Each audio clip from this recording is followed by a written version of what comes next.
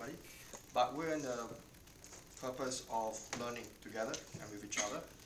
And what we want to do is just to improve and build upon. And we realize the situation is that when we are confronted with the video camera or massive audience, sometimes the word that we intend to say or the sentences that we want to construct changes. So it doesn't sound like what we had in mind. Does that sound like good sense, Praveen? It does. Thank you.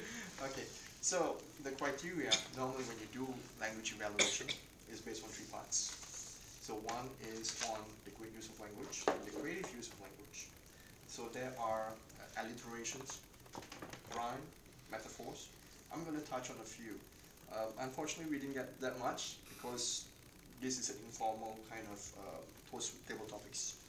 I expect to see more when we do projects. And the other criterion is on errata or any mistakes that we do. The other is on pronunciation. And don't worry, because this is something that we can build upon and everybody have different accents. What I like in terms of the great use of language is, I heard somebody said this, I like food but hate exercise. I just like it because it sounds Sounds like diet. it sounds good. And the other thing that I like is shopping as an exercise. My wife would love that. I also heard Chok Cheng said, I can't really replicate the sound. So that's known as a sound burst. So that's a creative use of language. Yes. So words as ka-ching, ka-ching, ka-ching, that's a sound burst. It adds value, it adds color to what you're saying, and it adds emphasis. So that's why it's great in creative use of language. Somebody also said, use dead weight. So that's very descriptive, right? And this is not really creative use of language, but I just like the word because you don't really see it or hear it every day. And that is from Aina, hoarder. Right? Everybody knows what that means, right? H-O-A-R-D-E-R. I mean, you keep things, you don't want to throw them out. I'm a little bit like that, so you can see things that I have had since I was 10 years old. And I think this is from, let me see, who was this from? I try not to put in the names, but this was from somebody who says, to be present in the moment was just amazing. Aina as well. So I like this because a lot of us don't realize that the moment for us to live is now. So we don't make the best use of what we want to do now. If we look back in the past and say, wow, that's a great moment, I should have enjoyed it more. The moment is past. Enjoy it now. And somebody also said, at the back of my mind, that's a very good use of metaphor. And okay, I know this because I use this was when she was evaluating for me. So she says, I use get your mind out of the muck. So she thought I used out of the mud. Personally, my opinion is that it is interchangeable. You can use muck or mud. The idea is to bring somebody out from something dirty. The right application, the common usage is, like Aina rightly pointed out, is out of the gutter. But I always use that, so it's a bit of cliche for me, out of the gutter. I always say that to Praveen, Praveen, get out of the gutter! No, he's a very nice gentleman. Do I get some points for saying that? And Praveen also said, common sense is an uncommon thing. I tend to agree with that. But at the same time, you need to look at which perspective you're coming from. If somebody is entrenched in their belief that, hey, this is common sense to that person, but you need to understand the context as you bring it in. But what I like is, it is really true that common sense is an uncommon thing. So that's lovely. Thank you, Ravi. The errata, well, I try not to put so much emphasis because we're all learning. And again, when you're put in a situation under the microscope, you tend to break your words and muddle it a bit. I heard more effort. I would say, okay, I heard more efforts. I would use more effort. I heard found courage. I would say find courage.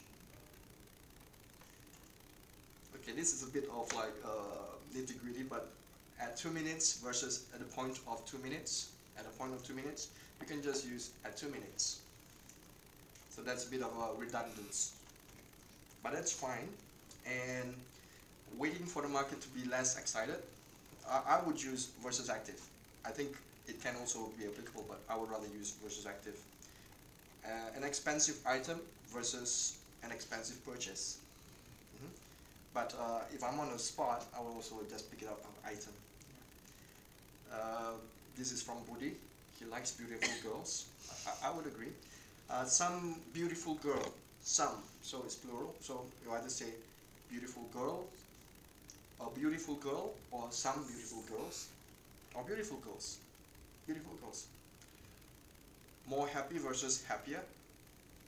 I'll take some drinks first versus I'll have a drink first. Wisely choose. I think this is because you're on the spot, so rather than make a wise choice.